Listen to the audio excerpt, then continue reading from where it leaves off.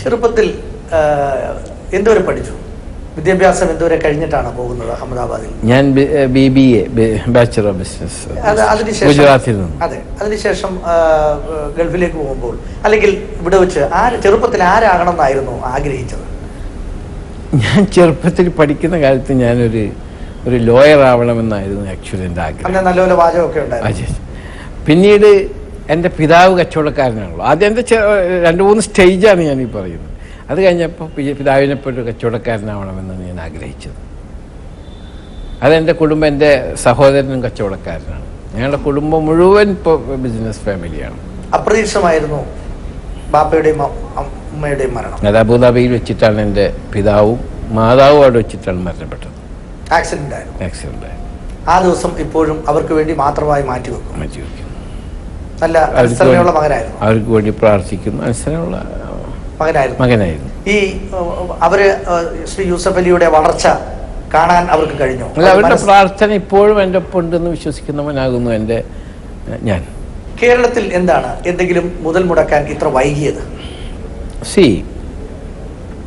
ഞാൻ നേരത്തെ പറഞ്ഞു എല്ലാത്തിനും ഒരു ടൈമുണ്ട്. ഞാൻ കേരളത്തിനെ പറ്റി ഇപ്പോൾ കഴിഞ്ഞ വേൾഡ് എക്കണോമിക് കോൺഫറൻസ് ഡവോസിൽ നടന്നപ്പോൾ അതിന് ഒരു ഇന്ത്യൻ മീറ്റിംഗ് ലക്ഷ്മി മിത്തൽ, മുകേഷ് അംബാനി, മുഞ്ചൽ, അങ്ങനെ ജെറ്റ് എയറിൻ്റെ നരേഷ് ഗോയൽ, പ്രകാശ് റൂവിയ, അങ്ങനെ ഇന്ത്യയിലെ ടോപ്പ് ഫോർച്യൂൺ 100 പീപ്പിൾ എന്ന് പറഞ്ഞാൽ ക്രീം ലെയർ എല്ലാവരും ഉണ്ടായിരുന്നു അവിടെ. വിനീതനായി ഞാനും ഉണ്ടായിരുന്നു. ഞാൻ പറഞ്ഞത് കേരളത്തെ പറ്റിയാണ്. It's a God's own country. A lot of opportunities are waiting for you, please come to Kerala. അപ്പോൾ അതിൽ നിന്ന് ഏറ്റവും വലിയൊരു കച്ചവടക്കാരൻ മുഞ്ചാൽ, ഹീറോ ഹോണ്ടയ്ക്കുള്ള മുഞ്ചാൽ, എന്നോട് ചോദിച്ചു, what is your interest in Kerala, tell me. You are inviting us to invest in Kerala, but what is the volume of your investment? അങ്ങനെ ആരെങ്കിലും ചോദിച്ചാൽ 1500-2000 കോടി ഉൾപ്പെടെ ഇൻവെസ്റ്റ്മെൻ്റ് ഉണ്ട് എന്ന് പറയാനുള്ള ചങ്കൂറ്റം എനിക്ക് വേണം എന്നതുകൊണ്ടാണ് ഞാൻ എൻ്റെ സംസ്ഥാനത്ത്.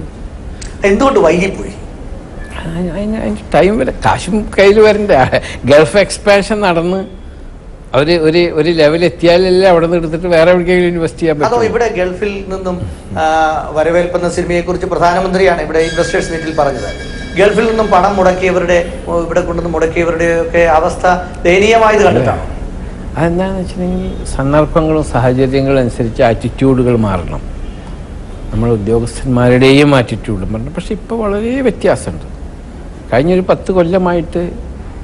കാരണം ആ പഴയ ജനറേഷൻ പോവുകയും പുതിയ ജനറേഷൻ അധികാരത്തിൽ വരികയും ആ ജനറേഷൻ ലോകത്തിൻ്റെ മാറ്റങ്ങളെ കണ്ടു പഠിക്കുകയും അതനുസരിച്ച് കേരളം മാറണമെന്ന് ആഗ്രഹിക്കുകയും ചെയ്യുന്നവരാകുന്നു ഇപ്പോൾ ഉള്ളവർ. അപ്പോൾ ദേ ആർ വെരി പോസിറ്റീവ്. പക്ഷേ നന്ദിഗ്രാം പോലുള്ളത് നമുക്കൊരു ദുരന്തമല്ലേ, വ്യാവസായിക ദുരന്തമല്ലേ? ഇപ്പോൾ അവിടെ അന്നത്തെ ഗവൺമെന്റിനെ വിശ്വസിച്ച് പണം മുടക്കി ഇപ്പോൾ അവർ കോടതിയിൽ കേസിന് പോകുന്നു അവരുടെ മുതൽ മുടക്ക് പ്രൊട്ടക്ട് ചെയ്യാൻ വേണ്ടി. ഒരു വ്യവസായയുടെ അത് ബംഗാളിലാണ്. കേരളത്തിലൊന്നും അങ്ങനെ സംഭവിച്ചിട്ടില്ലല്ലോ. നമ്മളിപ്പോൾ കേരളത്തെ കുറിച്ച് വ്യവസായികൾ വരണമെങ്കിൽ ഇൻഫ്രാസ്ട്രക്ചർ ഉണ്ടാവണം. ഞാൻ എപ്പോഴും ഗവൺമെൻറ്റിനോട് പറയുന്നതാ, രാജ്യത്ത് റോഡുകൾ ഉണ്ടാവണം, സഫീഷ്യൻ്റ് ആയിട്ടുള്ള ഇലക്ട്രിസിറ്റി ഉണ്ടാവണം, അതിന് ഇൻഡസ്ട്രി സോണുകൾ തിരിക്കണം, എന്നിട്ട് അത് ഗവൺമെൻറ് ലാൻഡ് അലോക്കേറ്റ് ചെയ്യണം, അത് ട്രാൻസ്പെറൻ്റ് ആയിട്ടുള്ള പ്രോസസ്സ് വേണം. അതൊക്കെ എല്ലാം കൂടി അത് ടൈം അനുസരിച്ച് വരുമെന്നാണ് എൻ്റെ വിശ്വാസം. താങ്കളുടെയൊക്കെ ക്ഷണം അനുസരിച്ച് ഈ വൻ വ്യവസായികൾ ഇവിടേക്ക് വന്നാൽ ഈ റോഡ് കണ്ടാൽ അവർ ഇവിടുന്ന് ഓടിപ്പോകത്തില്ലേ? അതാണ് ഇപ്പോൾ ഏറ്റവും വലിയ ഇഷ്യൂ. അതാണ് ഞങ്ങൾ വീണ്ടും പറഞ്ഞുകൊണ്ടിരിക്കുന്നത്. ഇൻഫ്രാസ്ട്രക്ചർ കൂട്ടണം. അതിനുവേണ്ടിയാണ് ഇൻകൽ കഴിഞ്ഞ ഗവൺമെൻറ്റിൻ്റെ കാലത്ത് ഇൻഫ്രാസ്ട്രക്ചർ കേരള ലിമിറ്റഡ് എന്ന് വെച്ചാൽ ഇൻകൽ എന്നൊരു കമ്പനി ഉണ്ടാക്കി. അവരതിനെപ്പറ്റിയുള്ള മാസ്റ്റർ പ്ലാൻ സ്റ്റഡി ചെയ്തുകൊണ്ടിരിക്കുകയാണ്. ഞാൻ അതിൻ്റെ ഡയറക്ടറാണ്. മിസ്റ്റർ CK മേനോൻ അങ്ങനെ തുടങ്ങിയ ഒരുപാട് ആൾക്കാർ ഞങ്ങൾ NRIs അതിൽ ഇൻവെസ്റ്റ് ചെയ്യുകയും കേരളത്തിന് ഇൻഫ്രാസ്ട്രക്ചർ എങ്ങനെ ഒരു പുതിയ മുഖം കൊടുക്കാതിനെപ്പറ്റി ചർച്ച ചെയ്തുകൊണ്ട് പഴയ ഗവൺമെൻറ്റാണ് സ്റ്റാർട്ട് ചെയ്ത് ഈ ഗവൺമെൻറ് അത് അതേമാതിരി തന്നെ മുന്നോട്ട് കൊണ്ടുപോകുന്നുണ്ട്. അതിൽ it will take time. Rome ഒറ്റ ദിവസം കൊണ്ടുണ്ടായതല്ല. അതിന് സമയം പിടിക്കും, സന്ദർഭമുണ്ട്, സാഹചര്യമുണ്ട്, ഫൈനാൻസ് വേണം.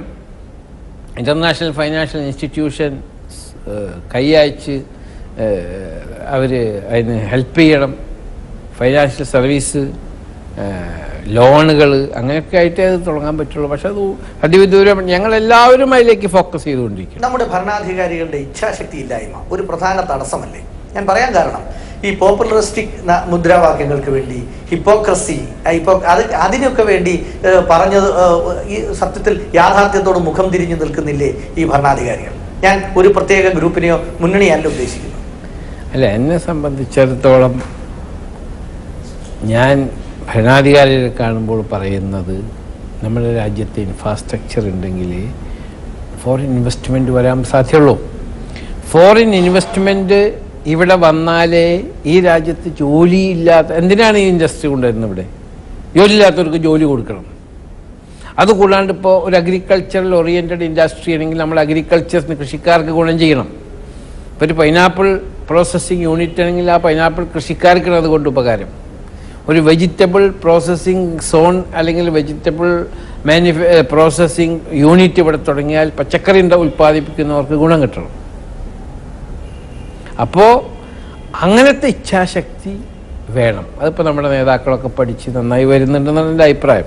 കഴിഞ്ഞ ഗവൺമെൻറ്റായാലും ഈ ഗവൺമെൻറ്റായാലും അതിൽ അവരതിനെപ്പറ്റി പഠിക്കുകയും പ്രവർത്തിക്കുകയും ചെയ്യുന്നവരാണ്. അതല്ല കഴിഞ്ഞ പ്രാവശ്യം ഇൻകാൽ ഞങ്ങൾ ഉണ്ടാക്കിയത്. ഇവിടെ കേരളത്തിൻ്റെ തൊഴിലില്ലായ്മ പരിഹരിക്കാൻ നമുക്ക് ഇവിടെ തന്നെ, പ്രത്യേകിച്ച് ഗൾഫിൽ നിന്ന് ആൾക്കാർ മടങ്ങി വരുന്നു എന്നുള്ള യാഥാർത്ഥ്യം അല്ല. ഇപ്പോഴത്തെ സ്ഥിതി അനുസരിച്ച് 1 ലക്ഷം ആളുകൾ നൗ NRI എന്ന് പറഞ്ഞാൽ നൗ റിട്ടേണിങ് ഇന്ത്യ എന്നാണ് ഇപ്പോൾ പറയുന്നത്. മുമ്പ് നോൺ റെസിഡൻസ് ഇന്ത്യൻസ് എന്നുള്ളൂ. പിന്നെ ബിക്കോസ് അവർക്ക് ഇവിടെ ഓപ്പർച്യൂണിറ്റീസ് ഉണ്ട് ഇപ്പോൾ.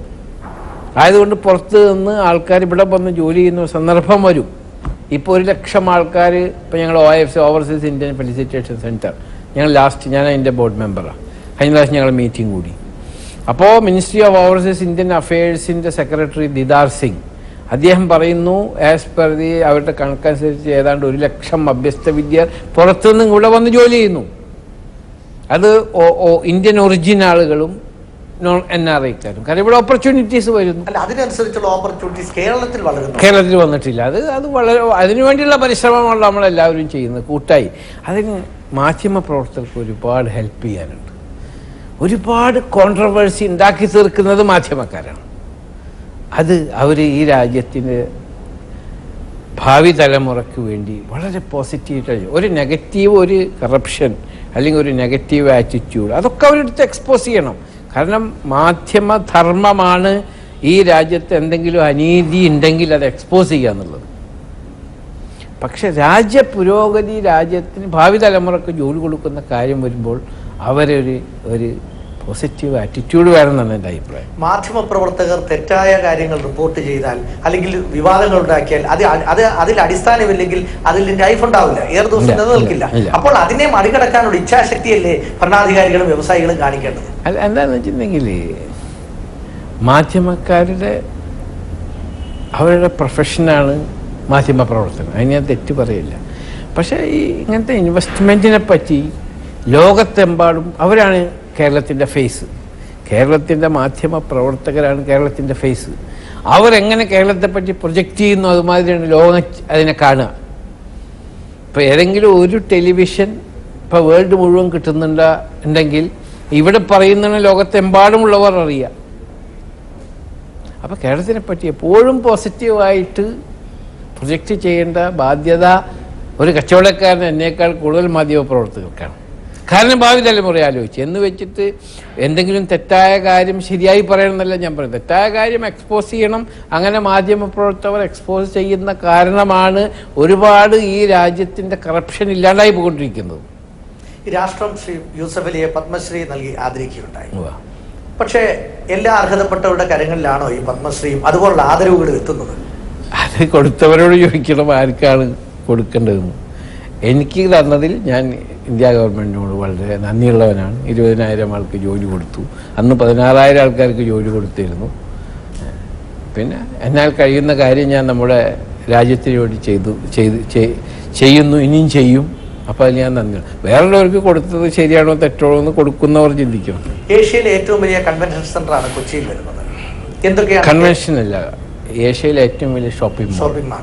എന്താണ് അടുത്ത കേരളത്തിലേക്കുള്ള മുതൽ മുടക്ക് പദ്ധതി? ഇനി എനിക്ക് ബോൾഗാട്ടിയിൽ ഏറ്റവും വലിയൊരു കൺവെൻഷൻ സെൻറ്റർ തുടങ്ങണമെന്നുണ്ട്. കാരണം ഇന്നിപ്പോൾ സിംഗപ്പൂരൊക്കെ നടക്കുന്ന കൺവെൻഷനുകളുണ്ട് നേർപകുതി ചാർജിൽ ലോകത്തിലെ ഏറ്റവും വലിയ കൺവെൻഷൻ കൊച്ചിയിൽ ചെയ്യാൻ പറ്റും. അപ്പോൾ നമ്മുടെ ഈ രാജ്യത്ത് ഒരുപാട് ആൾക്കാർക്ക് ജോലി കിട്ടും. ഗോഡ്സ് ഓൺ കൺട്രി, രാജ്യത്തെ പ്രകൃതി ഭംഗി ആസ്വദിച്ച്. പക്ഷേ ഇപ്പോഴും കൊച്ചി ഒരു വൃത്തിരഹിത നഗരമാണ്. അത് ചേഞ്ച് ചെയ്യുമല്ലോ. അതിനൊക്കെ ദീർഘദൃഷ്ടിയുള്ള ഉദ്യോഗസ്ഥന്മാരും ഭരണാധികാരികളും അതിനെപ്പറ്റി ഇപ്പോൾ മെട്രോ വരുന്നു. ഇത് എപ്പോഴും ഞാനിപ്പോൾ ഉദാഹരണം പറഞ്ഞ റോം ഒരു ദിവസം കൊണ്ട് ഉണ്ടായതല്ല. ഇതൊരു പ്ലാൻഡ് സിറ്റിയല്ല. ഇപ്പോൾ ഞാൻ കസാഖിസ്ഥാനിൽ പോയപ്പോൾ അവരുടെ അസ്താന ആൻഡ് അർമാട്ടി, ഈ അസ്താന എന്ന് പറഞ്ഞ ഒരു പ്ലാൻഡ് ക്യാപിറ്റൽ ഉണ്ടാക്കിയിരിക്കുകയാണ്. ഇപ്പോൾ ഡൽഹിയിൽ 2 സോൺ ഉണ്ടല്ലോ, അതൊരു പുതിയ സോൺ ഒരു പ്ലാൻഡ് സിറ്റി ആയിരുന്നു. അപ്പോൾ കൊച്ചിനൊരു പ്ലാൻഡ് സിറ്റി അല്ല, അതൊരു പ്ലാൻഡ് സിറ്റിയാക്കി മാറ്റണമെങ്കിൽ ഒരുപാട് ബുദ്ധിമുട്ടുകളുണ്ട്. അപ്പോൾ അങ്ങനെ മാറ്റിക്കൊണ്ടിരിക്കുന്നു. തിരുവനന്തപുരം അങ്ങനെ മാറ്റുന്നു, അങ്ങനെ കോഴിക്കോട് മാറ്റണം. ഒരു സിറ്റി മാത്രം മാറ്റിക്കൊണ്ട് കാര്യമില്ല. പക്ഷേ നമ്മുടെ കൊച്ചി നഗരം സ്മാർട്ട് സിറ്റി വരുന്നു, ഏഷ്യയിലെ ഏറ്റവും വലിയ ഷോപ്പിംഗ് മാൾ വരുന്നു, ഏറ്റവും വലിയ കൺവെൻഷൻ സെൻറ്റർ വരുന്നു. അങ്ങനെയുള്ള വളരെയേറെ ഇൻഫ്രാസ്ട്രക്ചർ ഡെവലപ്മെൻറ്റ് കൊച്ചിയിൽ നടക്കുക. കൊച്ചി നഗരത്തിന് അതിനെ താങ്ങാൻ ശേഷിയുണ്ടോ?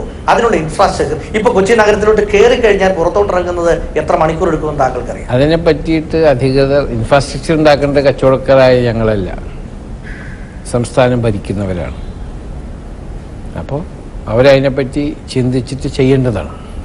അതിൽ മാധ്യമപ്രവർത്തകരെ അവരോട് സൂചിപ്പിക്കേണ്ടതാണ്. പക്ഷെ ഒരു പൊളിറ്റിക്കൽ കൺസെൻസസ് ഇതുപോലുള്ള വികസന കാര്യങ്ങളിൽ ഉണ്ടാകേണ്ടതല്ലേ? തീർച്ചയായിട്ടും ഉണ്ടാകണം. കാരണം അത് പ്രതിപക്ഷം ഭരണപക്ഷത്താകുമ്പോൾ മുമ്പുണ്ടായിരുന്ന ഭരണപക്ഷം എതിർക്കുകയും പിന്നെ ഇപ്പോൾ ഒരു പാർട്ടി വരുമ്പോൾ മറ്റേ പാർട്ടി എതിർക്കുകയും ചെയ്യുന്ന ആ പ്രവണത രാജ്യത്തിൻ്റെ പുരോഗതിക്ക് നല്ലത്.